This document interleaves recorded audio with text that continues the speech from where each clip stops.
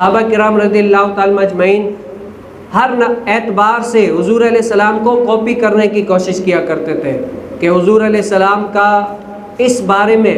موقف کیا ہے، عمل کیا ہے، حضور علیہ السلام یہ کام کرتے ہیں تو کس طریقے سے کرتے ہیں تاکہ ہم بھی کریں تو ہمیں بھی دنیا اور آخرت میں فائدہ مل جائے۔ تو صحابہ کرام نمازوں کے اندر دیکھا کرتے تھے کہ نماز میں قرات لمبی کر رہے ہیں یا مختصر کر رہے ہیں، کون سی نماز میں لمبی قرات کر رہے ہیں اور کون سی نماز میں مختصر قرات کر رہے ہیں۔ تو صحابہ کرام رضی اللہ تعالیٰ مجمعین اس بات کا بھی خیال کیا کرتے تھے۔ حدیث مبارکہ کیا ہے؟ حضرت ابو قتادہ رضی اللہ تعالیٰ عنہ نے کہا کہ نبی کریم صلی اللہ علیہ وسلم 2 رکعتوں میں فاتحۃ الکتاب یعنی سورہ فاتحہ اور